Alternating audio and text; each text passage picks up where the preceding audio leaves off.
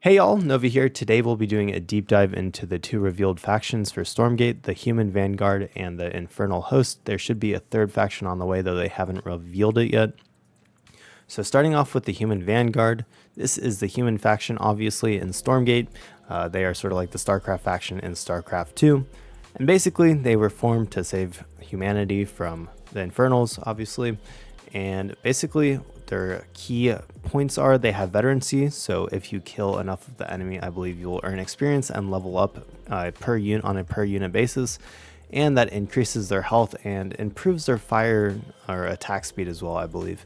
And it's not by a lot, it's by like 10 or 20% per level. I don't remember, we watched some live streams way back, but it definitely makes a pretty big difference.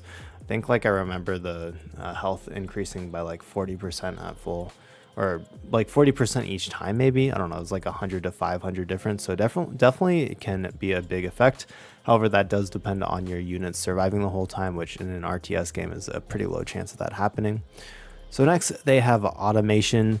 Their worker units can multi-build, sort of like Age of Empires, where you could have multiple villagers on the same production building to build it.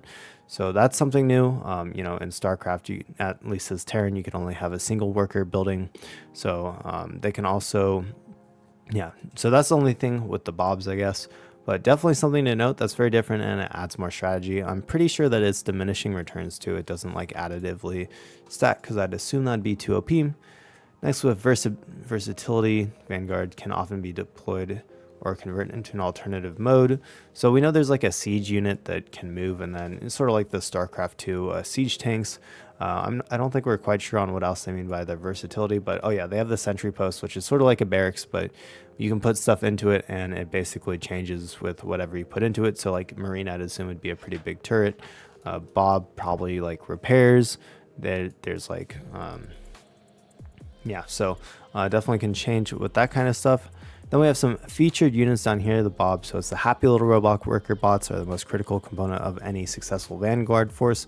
Barbs harvest resources, build structures, and repair mechanical units, and can even muster a solid defense in a pinch. We saw that with the special ability to make them have more armor and attack, I think, during the people who streamed. Then we have the Scout. You start with one of these, and these friendly robot dogs can identify the presence of enemies concealed by the fog of war. So it's sort of like a sensor tower, and they are built at the barracks, and they have an ability that's on the hunt, which extends their vision range, making them ideal for scouting. And their slowing cause are really good for stopping enemies that are running away. Exo, it's your standard Marine from StarCraft or any of the other games. This versatile rifleman recruited from the barracks and can target both air and ground units. And then you can also research double time, which increases the Exo's movement speed and grants them the ability to fire 2 shots in quick succession if they haven't been attacked in the last 5 seconds. And finally, for the humans, we have the Vulcan, and the Vulcan mech is a battle-tested solution to any demonic invasion.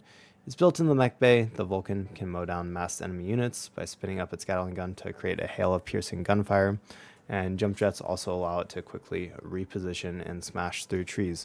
So those are the ones they've shown. They also showed their siege tank in the alpha footage gameplay, I believe, and a couple others, but those are the main ones. And pretty cool. Definitely very excited to see it. Vulcan's not really like from any other games, but this is obviously the Marine. This is sort of like a Reaper, though it's not ranged. Definitely a lot like StarCraft. Not too much like new stuff to really look at, but definitely cool, and they've interesting abilities as well. So now that we've looked at the Vanguard, let's take a quick look at the Infernal Host. They definitely have some interesting things going on for them. And, this is basically the Zerg faction of Stormgate. So, they have the same things. They have Shroud, which is just like Creep, and it's dark magic to harvest the souls of the fallen. They call this life energy Animus. Animus is converted into a shroud, dark, swirling magical fog that empowers its units on the battlefield. It is also generated by Shroud Stones and Infernal Shrines, and by absorbing Shroud, Infernal units gain a temporary health shield. So I believe that's that white thing right there. And then this is them, losing their temporary shield. So they have more magic. There are rituals that they can help spread the shroud even further, while others summon awe-inspiring power apex infernal units such as the Flayed Dragon. And then they have summoning. Infernal units aren't created at production like structures. Instead, they're summoned, sort of like the Protoss actually. So, like where they warp in their units. And this is reflected by expending spawn charges at these buildings, often several at a time, which means, unlike I'd assume the Vanguard, the Infernals can probably build up their army quite quickly just by having enough production buildings. So they're probably, honestly, might be easier for new players and more forgiving if you forget to produce something, because I'd assume the charges build up. They build up over time. As it says, it becomes available over a brief cooldown, so you don't have to remember to always go back and continue to make units, which probably makes your macro game a lot easier, honestly. So now we can look through their featured units. We have the Imp, which is the lowliest of infernal servants. The Imps sacrifice themselves to summon infernal structures to the battlefield. After researching the Implosion ability in the ritual chamber, selfless Imps can detonate themselves to damage all nearby enemies in the process, and they're summoned at the shrine, aka the Infernal HQ. That can probably be really good if you have a big army bearing down on you, like a big army of lights, like maybe a lot of Marines or something. I don't know, it seems sort of bad to lose your Imps, but maybe it's the thing. And then we got our Brute. It's a gross ogre that splits itself down the middle like a reverse alien surprise, quoting from Rock Paper Shotgun. And basically it has a Sunder Soul ability where it can sacrifice the Brute to spawn two Fiends, which are fast moving attackers. So it sounds sort of like, I guess like a Roche that splits into Zerglings if you're trying to think of, except it's melee. It looks like it has a big cleaver. Then we have a Gaunt, which is a troll-like Gaunt, is a savage ranged attacker who specializes in flinging axes with deadly precision, and they ricochet between nearby targets, and they deal greater damage with each bounce.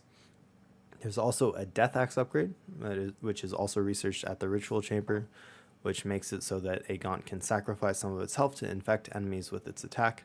Killing an infected enemy will raise it from the dead as a Fiend, which is what I think these split into as well. So eventually you're going to want to get a bunch of Fiends probably to overwhelm your enemy. This also makes it seem like if you have a bunch of Gaunts and you start winning battles, you could maybe just take over the game and win. Then finally we have the Flay Dragon, which is what you can summon with your Shroud or Animus from the Shroud. And the Flay Dragon is death in winged form, battle crazed agony of the host flaying process. The Flay Dragon instills terror in all they face. They spread plague wherever they go and leave naught but death and devastation in their wake. So I don't know exactly what that plague does, but maybe damage or something like that. So that is the two factions that they have shown so far. Just a quick thing on the side, I wanted to go to their most recent post. So Stormgate will be playable for everyone who wants to play it on February 5th with the Steam Next Fest. So make sure you wishlist the game and everyone will have access to it. So if you've been wanting to try it out then. Kickstarters have already gone in. They got in yesterday, so there will be people who have some experience, but I'd definitely say 5 days isn't that long. It's definitely not too late to hop in over Steam Next Fest. Next we have a tournament that's actually going to be going on. It will have a 10,000 prize pool. It's done by EGC. These people also make or do really good AoE 4 tournaments, so I definitely say go check them out, and I'll definitely be watching this tournament. It should be awesome. So make sure to keep your thoughts on that. And finally, last one, this website has a lot of great info on Stormgate stuff. So they have a leaderboard actually, and then they have all the latest news. So you can go to the leaderboard and see who's at the top. I did count up the number of Vanguard versus Infernal players, and it does look like that there are like 39 Vanguard players in the leaderboard, and that leaves 61 Infernal players. So it does sort of seem like Infernal may be on top at the higher levels right now, but that's, with content balances, I'm sure that'll be changed, but that's something to take note if you really want to roll people right when you get into the game. Maybe choose Infernal instead of Vanguard. And next they have a really interesting content thing where it puts together all your content. So you got YouTube, news, Twitter, all of that stuff. So definitely cool. And then they have their API stuff. So anyways, just something to check out if you're interested. And yeah, so you can expect a bunch more videos over Stormgate from me in the coming days. Once the embargo lifts, I'll definitely be creating a bunch of guides and build orders, and I'll do some casted games, stuff like that. But until then, I'll be going through what content they have released and what I can make. And there's a patch notes that I'll be going through that are for the beta, which everyone will be on. So those are right there. And my next video will probably be over that. And I'll have to think of a couple other things to do, but on February 5th, it'll be whatever I want. So anyways, I hope you enjoyed. Definitely starting out a new channel, so if you want to support me, subscribe. It really helps me out. And yeah, let me know if there's any videos you want to see in the comments below. And other than that, thanks for watching, y'all. I hope y'all have a wonderful day.